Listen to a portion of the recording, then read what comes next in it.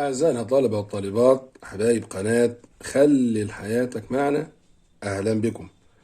يا رب يكون الفيديو اللي فات عجب حضراتكم، وأي تعليق أو أي حاجة ابعتها لنا في التعليقات نشوفها مع بعض إن شاء الله، ما عندناش أي مشكلة. النهاردة معانا هنتابع مع حضراتكم المراجعة النهائية للفيزياء أولى ثانوي ترم أول 2023. تعالوا كده بسرعة ما نضيعش وقتنا ونروح على طول على الأسئلة اللي إن شاء الله تكون أسئلة مهمة وتعجب حضراتكم بإذن الله. السؤال الأولاني بيقول: الوحدات التالية تعد من النظام الدولي للوحدات SI ما عدا واحدة، يعني في وحدة مش تبعنا. أنهي بالظبط اللي مش تبعنا؟ تعالوا نشوف يا جماعة. هل هي الكنديلا؟ هل هي الجرام؟ هل هي المتر؟ هل هي الأمبير؟ طبعا احنا نعرف انه في 9 وحدات موجودين في النظام الدولي، واحنا قلنا قبل كده ان الأنظمة زي ما احنا عارفين في النظام جاوس، في النظام البريطاني، وفي النظام المتري، وبعد كده النظام الدولي الجديد اللي هو المعاصر. التلاتة، وبعدين ضفنا 4، وبعدين كل ده أنا بحاول بس إيه يعني أفكر حضراتكم. ضفنا ليهم 4 وبعدين ضفنا ليهم 2، فأصبح التوتال أو الإجمالي 9 وحدات. لو بصينا وتابعنا هنلاقي إني أنا سامع كده. مين هيقول معايا؟ حد شاطر؟ أشاور أنا ولا أحل أنا ولا إيه الدنيا؟ أيوة، حد بيقول صح، برافو عليك. الجرام هي الوحدة اللي مش موجودة، لأن الجرام دي موجودة في نظام جاوس اللي بنقيس بيها الكتلة. برافو. تعالى كده نشوف السؤال الثاني. بيقول لي: كتبت معادلة رياضية في هذه الصورة اللي هي بتساوي دي اكس بلس واي، تمام، حيث أن معادلة أبعاد الاكس بتساوي ام تي ماينس 2 والواي ال تي ماينس 1. من ضمن شروط صحة المعادلة أن تكون معادلة أبعاد الدي معادلة أبعاد الدي هنا مفروض تبقى إيه؟ طبعا يا جماعة لازم نعرف إنه ما أقدرش أجمع وحدات أو كميات فيزيائية على بعضها إلا إذا كان لها نفس الوحدات، وبالتالي الوحدة بتاعت إيه هي نفسها وحدة قياس الكمية. إيه هي نفسها وحدة قياس الكمية دي اكس مع بعض هي نفسها وحدة قياس الكمية واي، وبالتالي لازم ده كده يبقى متساوي، لانك لما تيجي تجمع الاتنين دول مع بعض ما اقدرش اجمع وكمان ما اقدرش اطرح الا اذا كانت الوحدات واحدة. انما في الضرب والقسمة لو كانت الوحدات مختلفة مش مشكلة. فهنا يا جماعة لو اجي ابص الحل بتاعنا هيبقى ايه بالظبط؟ ايه الاختيار من هنا؟ انا عايز اجيب الدي هنا لما هضربها في الاكس لابد ان يكون حاصل ضرب معادلة ابعاد الدي ومضروبة في معادلة ابعاد الاكس هي نفسها الواي، وعلى فكرة هي نفسها الايه برضه، تمام. فلما اقول ان الدي اكس هنا لازم تساوي واي، تمام، يبقى لو هنا في يساوي يبقى لو عايز الدي الاكس هتيجي مقسومة على الواي، تمام، لان الاثنين يطلعوا متساويين. خلي بالنا من حاجه زي كده. يبقى والله معادله ابعاد الواي على معادله ابعاد الاكس هي نفسها معادله ابعاد الدي. طب الواي من هنا من الكلام اللي عندي ال تي ماينس 1، الاكس من هنا اللي هي ام تي ماينس 1. يبقى والله الام لما تطلع فوق طبعا اشاره هنا موجب 1 هتطلع -1، تمام، والال قاعده زي ما هي اهيا. التي ماينس 2 هتطلع فوق تي موجب 2، طبعا موجب 2 وناقص 1 هيديني موجب 1. يبقى لو وصلنا الاختيارات الاختيار ج هو الاختيار السليم، ما فيهاش مشكله. طيب تعالوا كده نشوف المساله رقم 3 مع حضراتكم. بيقول لي 10 ملم بتعادل ايه كيلو متر. طبعا ايه من هنا القانون بتاع التحويل يا جماعه، واللي هتعمله في اي مساله فيها تحويل بيقول لك الوحده اللي انت بتحول منها مقسومة على الوحدة المحول إليها، هتضربها في الرقم اللي أنت عايز تحوله. فأنا هحول مليمتر، الملي طبعا لازم أكون حافظ البادئات، وطبعا في عندنا فيديو كامل على التحويلات يعني من فترة كبيرة عاملينه، والشباب شافوه وبيحبوه جدا وبيرجعوا له، ومشاهدات فيه يعني الحمد لله بفضل الله كانت كويسة والناس قابلت إعجابها. بتقدر ترجع له وممكن نسيبه لكم في صندوق الوصف.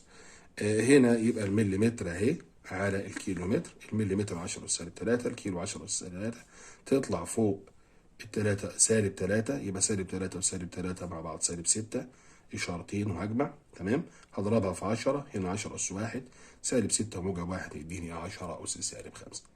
ما فيهاش مشكله. يبقى معنى كده ان ال 10 ملم تعادل 10 اس سالب 5 كيلو متر. مسألة رقم 4 بيقول لي إذا كان الخطأ النسبي في حجم مكعب هو 6%. طيب يبقى الخطأ النسبي في مساحة أحد أوجه المكعب، اللي هو طبعا المكعب عبارة عن 6 أوجه، كل وجه عبارة عن مربع، يبقى أحد أوجهه. يعني كأني بقول لك عايز الخطأ النسبي في مساحة المربع، لازم أبقى فاهم دون في مساحة أحد أوجه المكعب، يعني في مساحة المربع. طبعا أنا عارف إن المكعب طول الضلع في نفسه، يبقى أنا لو عايز أجيب حجم، اللي هو الخطأ النسبي في الحجم، طول الضلع في نفسه معناها الثلاث اضلاع مضروبه في بعضها. طب احنا لما بنجيب في عمليه الضرب بنجيب الخطا النسبي ازاي؟ بتقول الخطا النسبي للقياس الاول زائد الخطا النسبي للقياس الثاني زائد الخطا النسبي للقياس الثالث. طب لما يكون الثلاثه متساويين، لانك انت بتقول طول الضلع في نفسه 3 مرات، خلاص بدل انا ما اقول الاول زائد الثاني زائد الثالث، لما اقول مثلا 5 زائد 5 زائد 5 قلت 3 في 5 ما فيش مشكله. هنا انا ده اللي انا عملته بالظبط. يبقى حجم، تمام، خطأ نسبي في الحجم هيساوي، هنا هينزل التكعيب ودي قاعدة على طول، الأس بينزل لو خطأ نسبي في طول الضلع. طول الضلع في نفسه 3 مرات، يبقى إذا في نفسه دي تكعيب هينزل 3 طول الضلع. يبقى لو عايز اللي هو خطأ نسبي في طول الضلع، التلاتة هتيجي مقسومة هنا، هتيجي مقام أهي. يبقى هنا حجم عندي ب 6%، يبقى 6 على 3 يطلع 2%. طيب مساحة، لأنك أنت عندك المساحة بتساوي طول الضلع في نفسه، يعني معناها طول الضلع تربيع، يبقى 2 طول الضلع. مفيش أي مشكلة، اللي فاهم القانون هيعوض على طول. يبقى مساحة اللي هو طالبها مني، تمام، في المساحة أهي 2 في طول الضلع. طول الضلع عندي جيبها لسه ب2، يبقى 2 في 2%، يعني 4%. أعتقد برضو السؤال مفهوش مشكلة. تمام، تعالوا كده نشوف مع بعض السؤال رقم 5 بيقول ايه.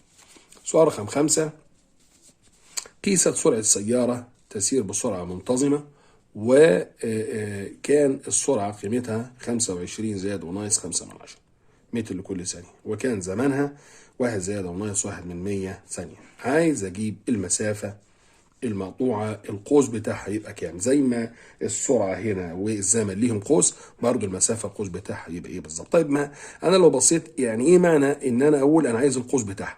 يا جماعة دي هنا السرعة القوس مثلا بتاعها القيمة الحقيقية للسرعة، ودي الخط المطلق بتاع السرعة. هنا في القوس بتاع الزمن دي القيمة الحقيقية للزمن، وده الخط المطلق بتاعها. طيب إذا عشان أنا أجيب القانون بتاعي أهو، السرعة مسافة على زمن، يبقى المسافة عبارة عن سرعة في زمن. يبقى العلاقة اللي عندي هنا هي علاقة ضرب. يبقى دي الخطأ النسبي، لازم ما دام ضرب على طول بجيب الخطأ النسبي للقياس الأول أهو اللي هو في، وأجمع عليه الخطأ النسبي للقياس الثاني. فعلى طول يبقى دي هتساوي في، هروح للقوس هنا، يبقى الخطأ المطلق على القيمة الحقيقية يبقى 5 من 10 على 25، القوس الثاني 1 من 100 على 1 اللي هي تي. تمام، بالآلة الحاسبة هيطلع لي الكلام ده 3 من 100. طيب يبقى القانون بتاعي الخطأ المطلق هيساوي مسافة. دي جت ازاي؟ دي يلا جبنا ورقة الشخبطة مع بعض عشان الناس. انا عندي خطأ النسبي بيساوي دلتا اكس اللي هو الخطأ المطلق على القيمة الحقيقية اللي هي اكس 0. فالقيمة الحقيقية للمسافة، تمام، لو ضربتها في الخطأ النسبي هيديني الخطأ المطلق بتاع المسافة. تاني يا جماعة، يبقى كأني أنا بقول إن بتاعت المسافة هيتساوي دلتا الخطأ المطلق بتاع المسافة على دي 0. ده اللي أنا عملته على فكرة، وهعمله في الخطوة اللي هتشوفوها دلوقتي. يبقى الخطأ المطلق هنا طرفين في صادين، الدلتا دي هتساوي دي مضروبة في الدي 0 أهو. يبقى الخطأ المطلق للمسافة هيساوي الخطأ النسبي بتاع المسافة اللي أنا لسه جايبه مضروب في القيمة الحقيقية للمسافة أهو. تمام كده، يبقى هتساوي دي لسه جايبها أنا 3% اللي هي دي في القيمة الحقيقية للمسافة اللي هي إيه؟ قيمة السرعة الحقيقية أهي في قيمة الزمن الحقيقي اللي هي 1، يبقى 25 في 1. هضرب ده ضرب عادي هيديني 75%، يبقى القوس بتاع المسافة، القيمة الحقيقية للمسافة اللي احنا قلناها 25 اهي، تمام، زائد او ناقص الخطأ المطلق اللي احنا لسه جايبينه 75%. طبعا المسافة بالمتر، ما فيهاش مشكلة خالص، مسألة ظريفة جدا جدا هذه المسألة.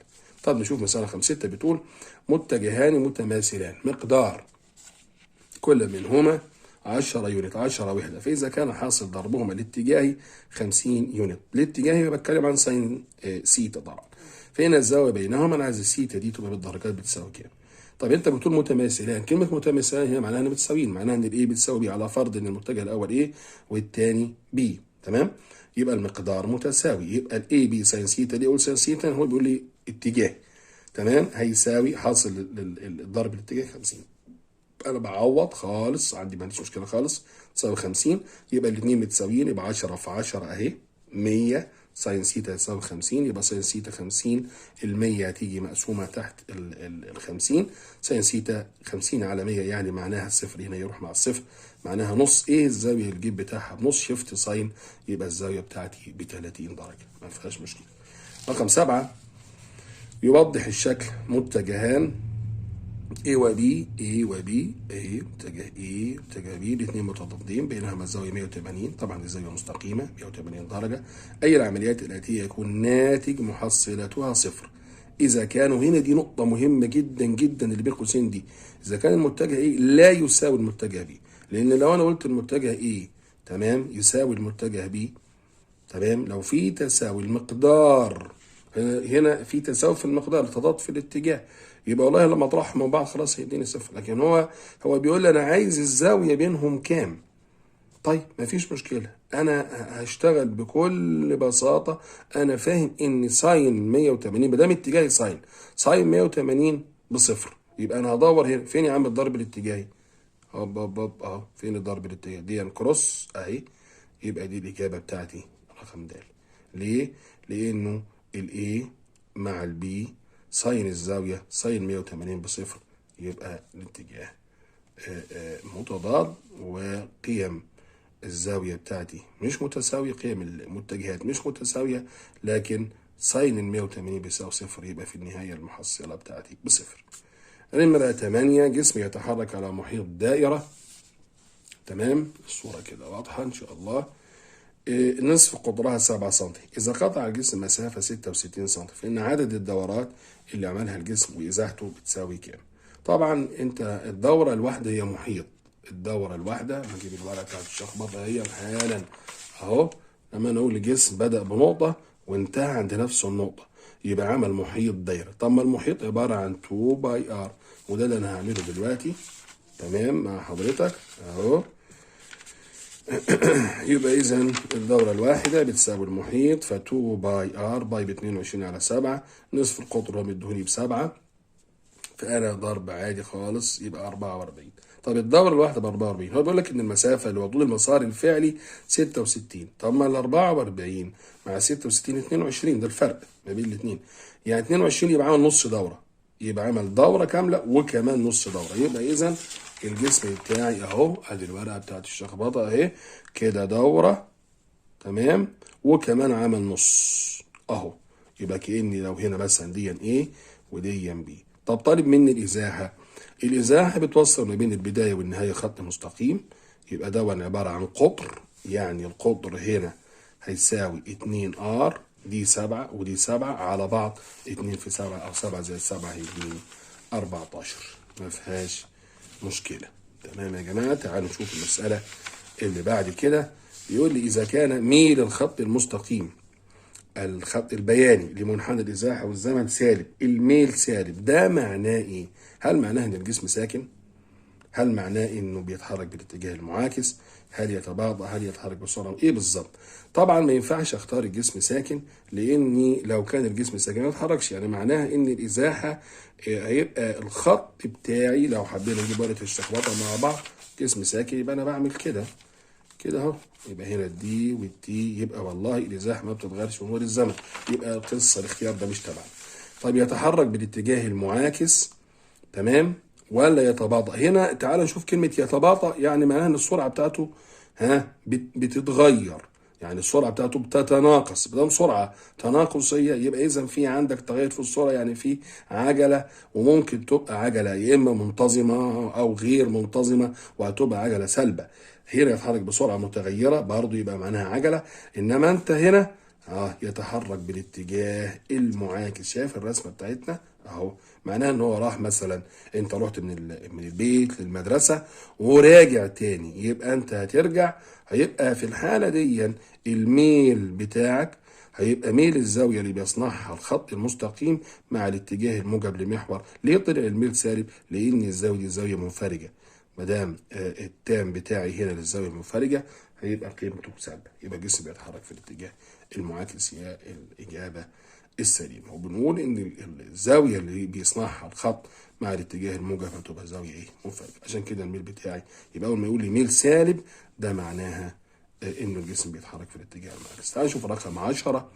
يتحرك جسم طبقا للمعادله تي بتساوي 12 ناقص نص في اي. كم تكون العجلة التي يتحرك بها الجسم؟ طبعا المعادلة الأولانية عندي بتقول لي إن الإيه بتساوي في إف ناقص في آي على تي. منها دي يبقى التي من هنا المقام يساوي البسط على خارج القسم. المقام هيساوي البسط على خارج القسم. تمام، يبقى التي هتساوي في اف ناقص في اي. يعني هعمل ايه انا على طول هروح ماسك المعادله بتاعتي اشتغل عليها. تمام، بضرب العلاقة في 2، هتبقى 2 تي هتساوي 12 في 2 ب 24. طبعا نص في 2 هيروحوا مع بعض هينقص الفي اي على هنا الواحد. طبعا الاثنين دي لما هينزل هنا، تمام، لان المضروب هيروح ايه مقسوم، يبقى 24 ناقص الفي اي على 2. انا لو مسكت دي وبصيت هنا اهو على المعادله دي هتلاقي على المعادله دي اهي اللي هي المعادله دي بالظبط كده. يبقى التي دي هي التي دي، الفي اف هنا لو طلب مني السرعه ان هي برضه ما عنديش مشكله ب 24، وادي الفي اي اهي. تمام كده، وادي هنا الايه هنا هي الاثنين هنا، يبقى قيمه العجله 2 متر لكل ثانيه تربية. يعني أرجو إنه حضراتكم تكونوا استفدتوا استفادة جيدة من المراجعة السريعة اللي عملناها مع حضراتكم. يا رب يا رب كلنا إن شاء الله بإذن الله نحل كويس ونتفوق ونجيب مجموع كويس. برضو على فكرة في 2 فيديوهين تاني اللي هنحطهم في صندوق الوصف عشان اللي عايز يراجع الفيزياء معانا أكتر وأكتر. ده يبقى إن شاء الله متاح ليه. كل يعني رجائي لحضراتكم كل التوفيق والنجاح الباهر، وكل سنة وحضراتكم طيبين، ونلتقي إن شاء الله في فيديو جديد في شهر آخر. سلام الله عليكم ورحمته وبركاته.